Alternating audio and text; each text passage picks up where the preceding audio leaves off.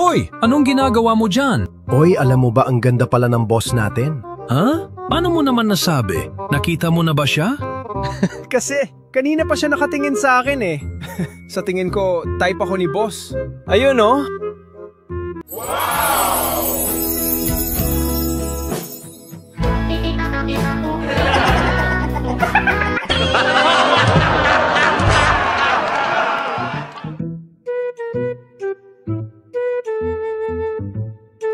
Alam mo, Rai, ayaw kong tumira dyan sa village na yan. Ha? Bakit naman ayaw mo eh? Mukha namang maaliwalas at maganda ang village. Basta, ayaw ko talagang tumira dyan. Eh bakit ba kasi ayaw mong tumira dyan? Pangalan pa lang ng village eh. Mukhang mga bading yung nakatira dyan. Tignan mo kasi.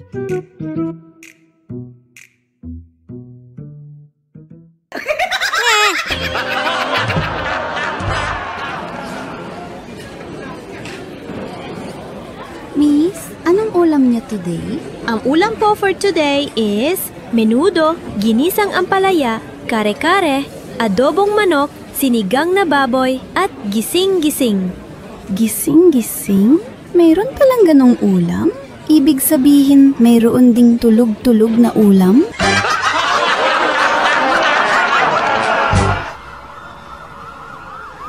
Ano? Susuko ka na ba? Ayoko nga! Bakit kasi ayaw mo pang sumuko? Sinabi na ayoko nga eh. Ayaw mo ha? Ano yung bakit ka may hawak na saging?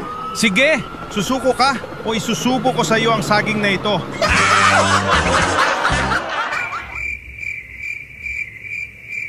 Kayo dalawang bata na ito! Sagutin niyo nga ako. Saan ba kayo galing at ginabi kayo ng uwi? Tay, kaya po kami ginabi ng uwi kasi natrapik yung school bus na sinasakyan namin. Ano? At talagang sumasagot ka pa ha?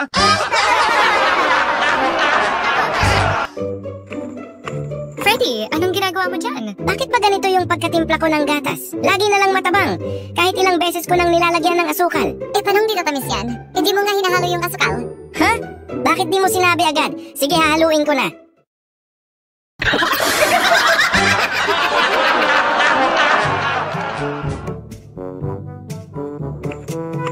Besh! Paano na in love ang isang boy sa alaga niyang baboy? Bakit? Nakakita ka ba? Oh! Nakita ko ang ex-boyfriend ko at ang kinakasama niyang baboy. Ayun o! Ha?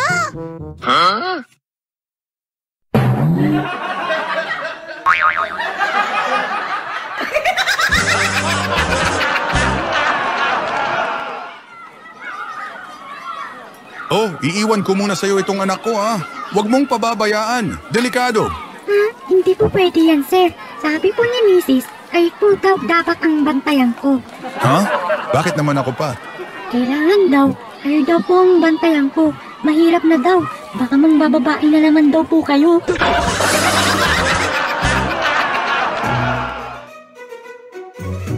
Excuse me?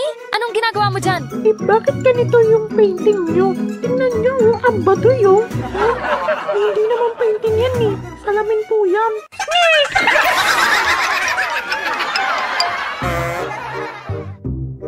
Candice, pwede bang manligaw sa'yo?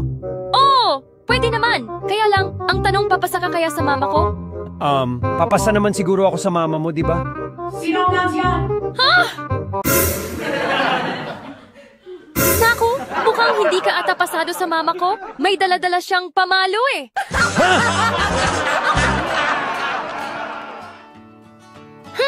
Honey, hanggang kailan mo kayang gumawa ng bata? Hanggat kaya ko. Bakit mo naman natanong yan? Kasi, sa sobrang galing mong gumawa ng bata, halos di na sila magkasya sa kwarto eh.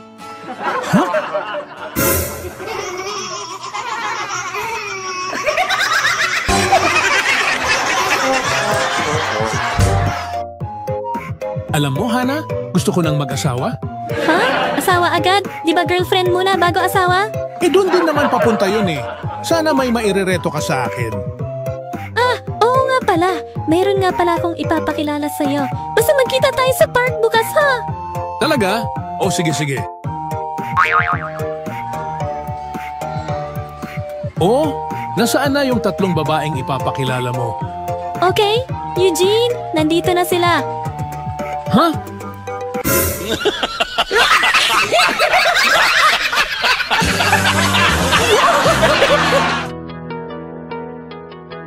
Sana all may anak na.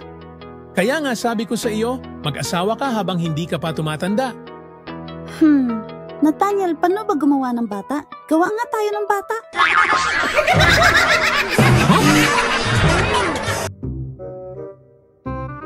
Pare, ano nyo ba? Kapag nilapitan na ako ng asawa ko na may pamalo, uuwi na ako nun. Sus, mas matakot ka sa asawa ko. Dahil kapag may dalang baril yon, mapapauwi ka talaga. Naku, ang babait pala ng mga asawa nyo. Naku, sa asawa ko kayo matakot dahil kapag pinuntahan kayo nun, matatakot kayo kahit wala siyang pamalo at baril. Ha? Eh wala naman pala siyang pamalo o baril tapos lalapitan lang pala kami? Bakit naman kami matatakot sa kanya? Eh kasi, white lady ang asawa ko!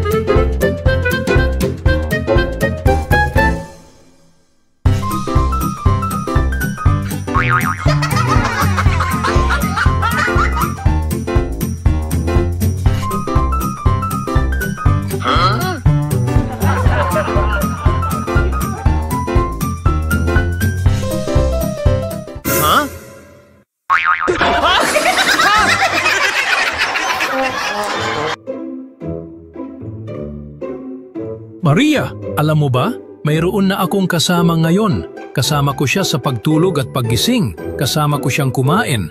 Kasama ko siya sa pagluto. Kasama ko siya sa pagligo. Kasama ko siya tuwing aalis ako. Kasama ko siya sa paglalakad ko. At higit sa lahat, di niya ako iniiwan.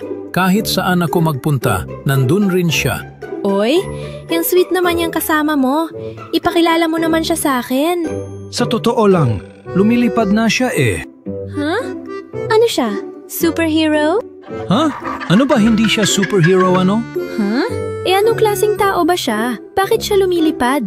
Isa siyang langaw.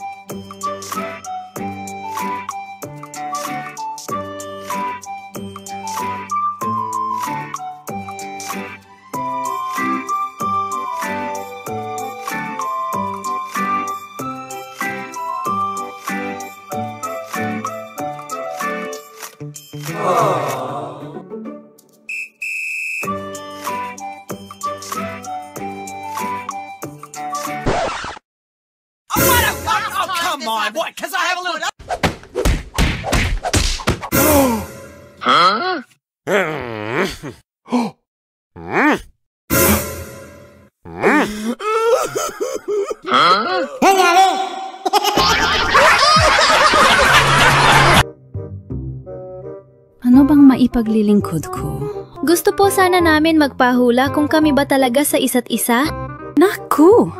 Gusto ko man kayong hulaan, kaya lang wala akong bolang kristal. Ha? Paano mo kami mahuhulaan kung wala ka namang bolang kristal?